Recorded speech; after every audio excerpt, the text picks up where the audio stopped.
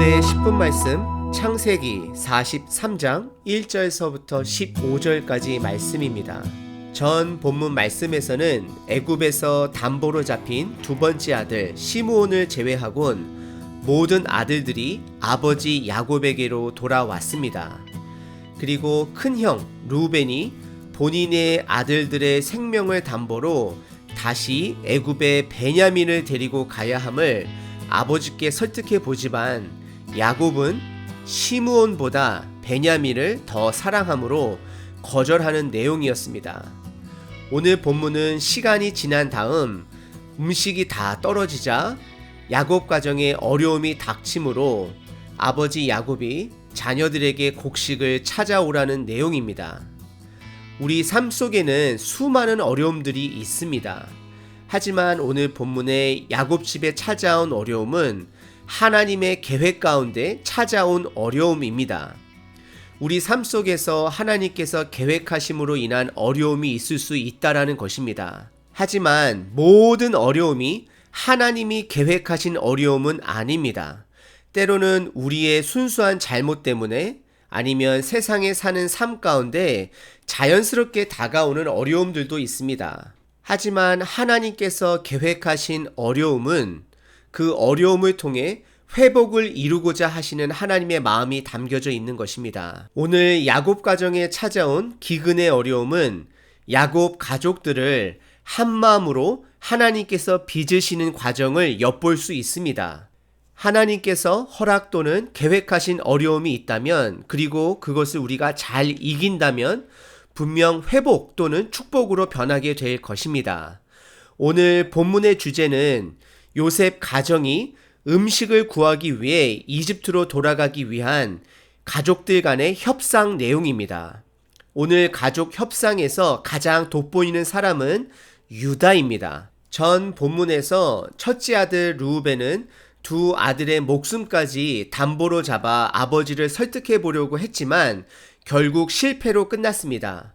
하지만 오늘 본문에서 유다는 자식이 아닌 본인 스스로가 담보가 되며 아버지를 설득하고, 이에 아버지가 꼭 유다의 설득 때문은 아니었지만 살아남기 위해 본인이 아끼는 아들 베냐민을 그들과 함께 애굽에 보냄을 허락하는 내용입니다. 그럼 본문을 살펴보겠습니다. 1절에 가나안 땅의 기근이 심함을 배경으로 말하고 있습니다. 이것은 하나님께서 하나님의 뜻을 이루기 위한 계획입니다. 우리 삶에서 하나님이 계획하신 어려움이 있을 수 있습니다. 그때 우리는 문제에 집중하는 것이 아니라 최선을 다하는 가운데 하나님을 신뢰해야 하는 것입니다. 그리고 2절에 애굽에서 가지고 온 음식이 다 떨어졌기 때문에 아버지 야곱은 자식들에게 양식을 사오라고 명령을 합니다. 하지만 3절부터 유다가 아버지를 설득하기 시작합니다. 참고로 장남들 중 첫째 아들 르우벤은 아버지 앞에 죄를 범한 적이 있기 때문에 신용을 잃은 상태이고 사실 리더십 또한 받쳐주지 못했습니다. 그리고 둘째 시므온은 지금 애굽의 볼모로 잡혀 있고, 셋째 레위는 둘째 시므온 동생과 함께 히위족 속의 리더가 본인들의 여동생을 디나를 강간을 하자 그 족속을 멸절시킨 사건으로 인해 아버지 야곱의 마음을 불편하게 했던 일들이 있었습니다. 그래서 어찌 보면 아버지 야곱이 그나마 형들 중에서 가장 신뢰하는 것은 유다인 것을 볼 수 있습니다. 유다는 네 번째 아들입니다. 그리고 유다는 38장에서 보시면 집을 떠났던 일이 기록되어 있는데요. 독립심도 있었던 것을 보게 됩니다. 이런 유다가 3절부터 현실을 직시하고 아버지를 설득합니다. 3절과 4절을 보시게 되면 아버지 야곱의 명령에 조건부 반대를 합니다. 베냐민을 데리고 가지 않으면 애굽에 갈 수 없다라고 말합니다. 그러자 아버지 야곱이 본인의 서운함을 6절에 너희가 어찌하여 너희에게 또 다른 아우가 있다고 그 사람에게 말하여 나를 괴롭게 하느냐라고 말하고 있습니다. 하지만 7절에 다른 형제들이 다 함께 이것은 어쩔 수 없는 상황 가운데 애굽의 총리의 질문으로 인해 말을 했다라고 고백을 합니다. 그리고 8절에 유다는 베냐민을 말하면서 저 아이를 나와 함께 보내면 우리가 갈 것이다 라고 확실하게 아버지께 말합니다. 여기서 베냐민을 향해 저 아이라는 단어를 썼는데요. 아이라는 뜻은 히브리 언어로 날이라는 뜻인데 젊은이라는 뜻입니다. 결혼할 수 있는 젊은 남성에게 붙이는 말인데요. 즉 베냐민의 나이를 대략 계산해 보면 22살이 넘은 청년으로서 베냐민도 다 큰 성인이고 가족의 책임을 함께 해야 할 나이임을 말하고 있습니다. 더 나아가 유다는 8절에 이어서 가족의 모든 어린 자녀들이 다 죽을 것을, 결국 대를 이을 사람이 없고 야곱의 가족이 없어질 수 있음을 직시하고 그 사실을 아버지에게 알려줍니다. 그리고 첫째 형 르우벤과는 다르게 본인 스스로를 담보 거는 모습을 보여줍니다.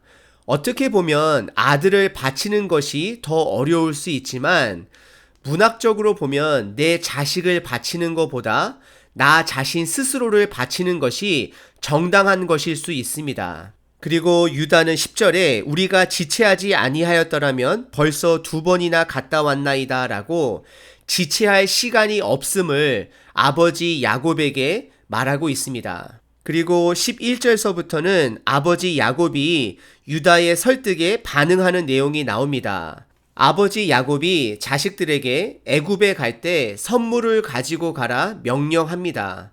11절 끝부분에 보시면 유황, 꿀, 향품, 모략, 유향나무 열매, 그리고 감복숭아, 즉 그 당시 귀한 꿀과 의약품들을 보내고 있는 것을 보게 됩니다. 그리고 12절에 돈을 갑절로 가지고 가라고 말하면서 지난번에 너희 자루 안에 있었던 돈까지 가지고 가라 말을 합니다. 그리고 13절에는 드디어 야곱이 사랑하고 아끼던 편애했던 그 아들 베냐민도 데리고 가라 말합니다.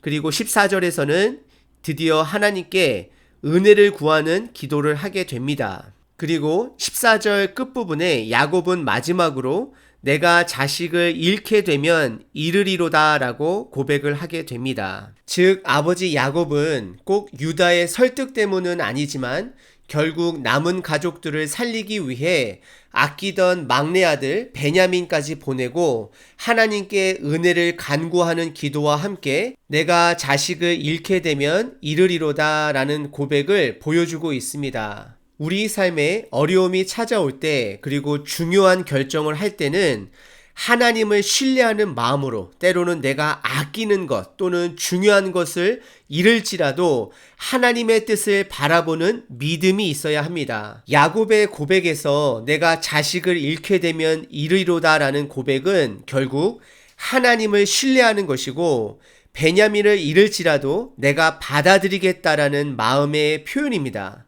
사실 야곱의 가족 문제의 근원은 야곱의 편애에서 시작된 것이 참으로 많습니다. 하나님은 오늘 야곱의 가정에 처한 어려움을 통해서 야곱을 훈련시키고 있고 성장시키고 있는 내용입니다. 야곱은 가정의 가장으로서 가장 연장자의 리더의 모습이지만 하나님 앞에서는 리더가 아닌 어린아이의 모습으로 성장해야 된다라는 것을 보여주고 있습니다. 저희들 모두 젊었을 때는 그 젊음 때문인지는 모르지만 어려움들을 그럭저럭 잘 이겨냈습니다. 하지만 나이가 들어갈수록 육체적 노화가 찾아오고 동시에 영적인 성장 또한 그 육체의 노화를 따라 하락하는 모습을 볼 때가 많습니다. 고린도후서 4장에 우리가 낙심하지 아니하노니 겉사람은 후패하나 우리의 속은 날로 새롭도다 라는 고백이 있습니다. 저희들은 영적으로 날마다 새로워져야 하고 그 뜻은 성숙해져야 한다라는 것입니다. 오늘 본문에서 노년의 야곱은 가족의 어려움을 통해 본인이 가장 아끼는 베냐민까지 내려놓는 모습을 보여주었습니다. 그리고 하나님을 신뢰하는 기도를 드렸습니다. 더 나아가 잃게 되면 잃으리로다 라는 정말 멋진 고백을 했습니다. 오늘 하루 여러분들 최선을 다해 사시되 어려운 일이 닥칠 때마다 잃게 되면 잃으리로다. 왜냐하면 난 이미 넉넉히 구원받은 자다라고 선포하시는 하루 되시길 바랍니다.